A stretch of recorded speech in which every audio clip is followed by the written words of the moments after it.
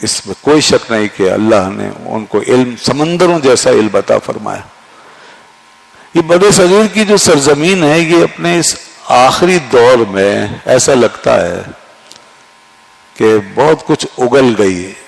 اس نے بہت کچھ اگل دیا، یعنی بس آخری مرتبہ ہی شاید اس نے اپنا سب کچھ اگل دیا. یہ پری پارٹیشن غیر منقسم ہندوستان کا جو زمانہ ہے نا، اس کی مثال نہیں ملتی ہمیں اس کے بعد. اس دور میں بڑے زبردست لوگ پیدا ہوئے، ان میں ایک امام احمد رضا خان بھی ہے، اور بھی کئی لوگ ہیں، مگر بہرحال امام احمد رضا خان. اچھا، یہ بات اس لیے بھی جاننا ضروری ہے کہ امام احمد رضا خان کسی ایسے دور یا کسی ایسے علاقے میں نہیں ہے کہ جہاں پہ ہر چیز کا گراف گرا ہوا ہے، جہاں پہ لوگ بس نیچے ڈوبے ہوئے اور انہوں نے کوئی اپنا تھوڑا سا اپنے آپ کو اونچا کر کے بتا دیا وہی میں دیکھو اس قابل ہوں. نہیں، مزے کی بات تو یہی ہے نا کہ جہاں ایسے ایسے لوگ پیدا ہو رہے ہوں.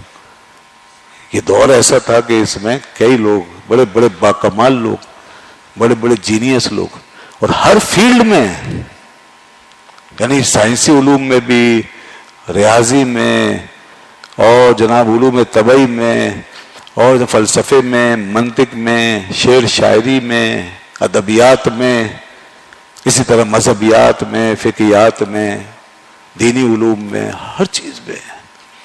تو اس دور میں یہ ایسی ایسی ہستیاں، اور ان کے درمیان امام احمد رضا کا اس طرح ابھرنا کہ ان کا وہ جو کہا نا، جس سمت آ گئے ہو سکے بٹھا دیے، تو وہ جس سمت نکلے ہیں اس سمت میں ان کا سکہ جمع ہوا نظر آتا ہے، ان کا جھنڈا بلند نظر آتا ہے، اور وہ اپنی بات کو دلیل سے مدلل کر کے منواتے ہوئے دکھائی دیتے ہیں، اور ہر چیز کو اس کے فن کے اندر جا کر اس فن کے تمام اصول و آداب کے ساتھ سمجھاتے ہوئے نظر آتے ہیں.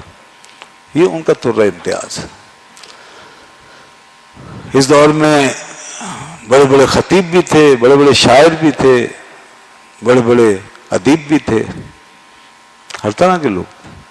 سائنسی علوم کی بھی بھرمار ہوتی جا رہی تھی، مغرب سے ویسٹ کروٹ لے رہا تھا، وہاں سائنسی علوم دریافت ہو رہے تھے، نئے نئے تجربات ہو رہے تھے، اور آئے دن کوئی نہ کوئی پیشن گوئی، کوئی نہ کوئی تحقیق باہر سے بھی آتی تھی. اور ادھر ہندوستان میں بھی کئی لوگ باہر سے پڑھ کر آ چکے تھے. سر ضیاء الدین کی مثال ہمارے سامنے ہے، جو بارہا ہزاروں مرتبہ لوگوں نے سنی ہے، اور یہ کوئی ایسا نہیں کہ کوئی افسانہ ہے، کوئی کہانی ہے، یہ واقعہ ہے. سر ضیاء الدین ایک بہت مشہور معروف شخصیت ہے، ریاضی کا سب سے بڑا ماہر اسپیشلسٹ اس خطے میں، باہر سے پڑھ کر آئے. مگر جب وہ امام احمد رضا کے پاس پہنچے ہیں، اب ریاضی والوں کا مسئلہ، سائنس والوں کا مسئلہ ہے. دنیا کے علوم ہے وہ عام طور پہ اسکولوں کالجوں میں اس کے ماہر ہوتے ہیں، دینی مدارس میں تو دینی علوم کے ماہر ملیں گے نا. جس طرح وہاں دینی علوم کا فقدان ہے کہ کوئی آپ کو مفتی نہیں ملے گا، کسی کالج میں کسی مفتی کو ڈھونڈنے جائیں گے، لوگ کہیں گے بھئی کیا ہو گیا، دماغ آپ کا ٹھیک ہے، یہاں مفتی ڈھونڈنے آئے ہیں، شیخ الحدیث ڈھونڈنے آئے ہیں، ہم یہاں میڈیکل پڑھا رہے ہیں، ہم یہاں بایولوجی پڑھا رہے ہیں، ہم یہاں فزکس پڑھا رہے ہیں، کمپیوٹر سائنس پڑھا رہے ہیں، اس کے ماہر ملے. تو ان لوگوں پہ تعجب نہیں ہوتا جو یہاں کہتے ہیں کہ کوئی M B B S doctor ہے مدرسے میں. یہاں پہ ہم سے پوچھتے کوئی M B B S doctor ہے، کوئی یہاں پر فزکس کا ماہر ہے، کوئی یہاں پر ریاضی دان ہے کوئی بڑا؟ کیوں بھائی، کہاں سے ملیں گے؟ وہاں یہ نہیں مل سکتے تو یہاں وہ کیسے ملیں گے؟ ہاں، کچھ معلومات ضرور ہونی چاہیے. پھر لوگ مثال دیتے ہیں جی وہ پہلے تو ایسا تھا کہ امام احمد رضا نے تو دیکھیے سر ضیاء الدین کو متاثر کر دیا تھا.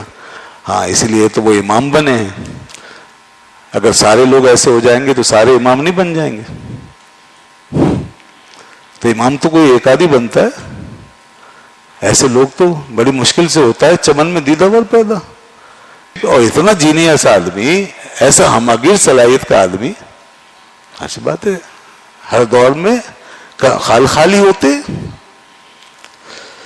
تو یہ تھا کہ ان کو اللہ نے ایسی صلاحیت عطا فرمائی تھی.